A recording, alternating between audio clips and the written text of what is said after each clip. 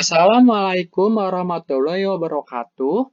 Di sini saya, Didi Putra Caniago, dan teman saya, Variansa, akan menyampaikan wisata apa saja yang berada di Kalimantan Timur. Yang pertama, kita akan membahas mengenai profil Kalimantan Timur. Kalimantan Timur, atau lebih disingkat sebagai Kaltim, adalah sebuah provinsi di Indonesia yang terletak di Pulau Kalimantan, bagian ujung timur yang berbatasan dengan Malaysia, Kalimantan Utara, Kalimantan Tengah, Kalimantan Selatan, Kalimantan Timur, dan Sulawesi. Provinsi Kalimantan Timur sebelum dimekarkan menjadi Provinsi Kalimantan Utara merupakan provinsi terluas kedua di Indonesia setelah Papua dengan luas sekitar 194.489 km persegi yang hampir sama dengan Pulau Jawa atau sekitar 6,8% dari total luas wilayah di Indonesia. Jadi, Provinsi Kalimantan Timur sebelum dimekarkan menjadi Kalimantan Utara merupakan provinsi yang terluas nomor 2 setelah Papua, teman-teman. Selanjutnya, kita akan membahas mengenai budaya masyarakat Kalimantan Timur. Yang pertama, rumah adat di Kalimantan Timur, yaitu Rumah Lamin. Rumah Lamin adalah rumah adat dari Kalimantan Timur. Rumah Lamin adalah identitas masyarakat Dayak di Kalimantan Timur. Rumah Lamin mempunyai panjang sekitar 300 meter, lebar 15 meter, dan tinggi kurang lebih 3 meter. Rumah Lamin juga dikenal sebagai rumah panggung. Rumah ini dapat ditinggal oleh beberapa keluarga karena ukuran rumah yang cukup besar. Salah satu rumah Lamin yang berada di Kalimantan Timur bahkan dihuni oleh 12 orang sampai 30 keluarga. Rumah Lamin yang berbentuk rumah panggung sesuai dengan kondisi alam dan cara hidup masyarakat di Kalimantan Timur. Biasanya, lokasi tempat tinggal masyarakat Dayak berada di tengah hutan ataupun di pinggir sungai. Rumah panggung yang cukup tinggi akan mencegah binatang buas dan air sungai mudah masuk ke dalam rumah. Selain itu, ruang di bawah rumah adat ini dapat dimanfaatkan sebagai tempat memelihara hewan ternak. Selanjutnya adalah upacara adat Erau. Istilah Erau berasal dari kata eroh yang dalam bahasa Melayu Kutai Tenggarong bermakna keramaian pesta ria. Secara umum dapat dimaknai sebagai pesta rakyat. Dahulu, Erau merupakan hajatan besar bagi Kesultanan Kutai dan masyarakat di seluruh wilayah kekuasaannya, yang kini mencakup sebagian besar wilayah Kalimantan Timur. Tujuan dari pelaksanaannya adalah upacara ini sebagai bentuk rasa syukur mereka dengan hasil panen yang melimpah. Yang kedua adalah tari adat Kunyang. Tari Kunyang yang memiliki arti makhluk yang hidup di dua alam. Dapat diberikan makna bahwa tari Kunyang mengandung arti tari untuk para makhluk halus. Fungsi tari Kunyang bertujuan untuk mengusir para hantu dan mendiami pohon-pohon besar dan tempat agar tidak mengganggu para manusia dan orang yang menebang pohon tersebut. Kehadirannya sudah sangat lama, yaitu turun-menurun sehingga sampai sekarang. Mereka, para suku Dayak, meyakini dengan tari Kunyang ini, makhluk halus akan pergi dari pepohonan besar yang akan ditebang. Selanjutnya adalah tari Kencet Ledo atau tari Gong. Nama lain dari tari Kencet Ledo adalah tari Gong. Tari ini merupakan salah satu ekspresi seni masyarakat Dayak yang mendiami Kalimantan Timur.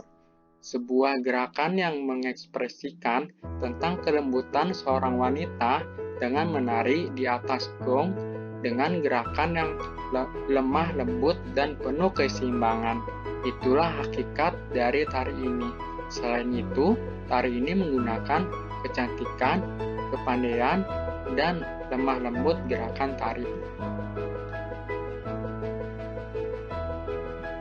Pada pembahasan kali ini, saya akan membahas mengenai budaya, alam, dan sejarah yang berada di Kalimantan Timur.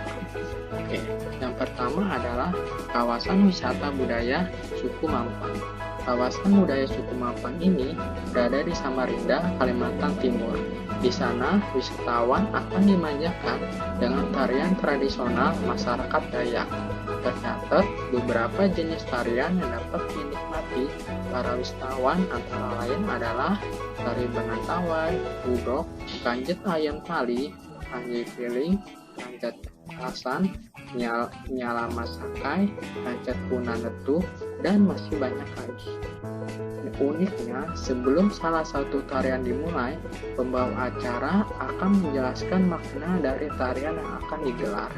Contohnya adalah tari Kanjet Ayam Tali yang menggambarkan perbedaan suku, budaya, bangsa, dan bahasa, namun tetap satu.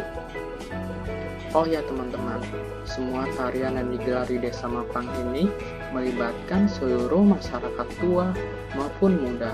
Selanjutnya, adanya tari tradisional di sana dan terdapat rumah adat yang disebut sebagai rumah pelamin. Pemalamin ini merupakan rumah adat khas suku Mampang.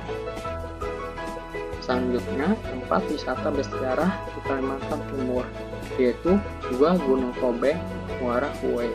Gua ini dikenal sejak zaman Kerajaan Murawarman di Kutai Kartanegara. Bahkan, penduduk setempat meyakini kerap dijadikan sebagai tempat pemujaan oleh Raja Murawarman.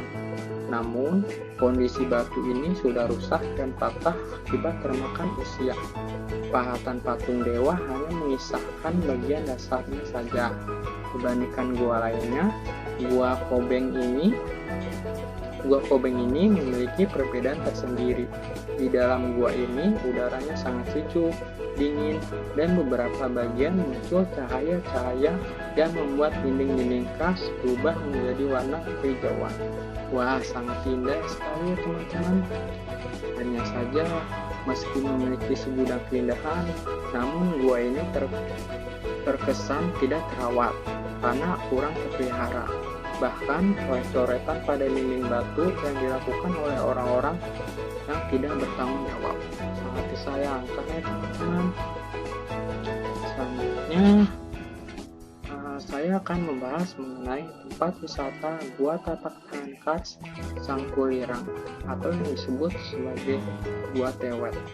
Gua Tapak Tangan di dalam Kompleks Kars Sangkuryang Mangkuliat ini merupakan gua dengan lukisan telapak tangan peninggalan dari masa tahun 10.000 sebelum Masehi.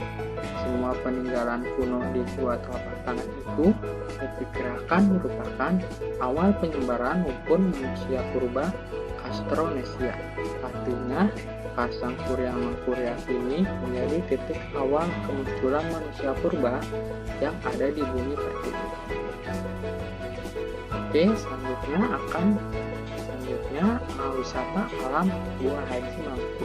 Tempat wisata Gua Haji Mangku ini dikenal sebagai wisata danau tersembunyi karena untuk meraih danau jernih dan biru, terlebih dahulu para wisatawan harus melalui sebuah gua, yaitu sebagai pintu untuk masuk dari danau air payung yang sejuk. Di saat melewati pintu gua yang berair, para pengunjung akan merasakan pemandangan yang indah sekaligus menyeramkan dan menegangkan. Danau berwarna kebiruan itu memiliki ruang sempit.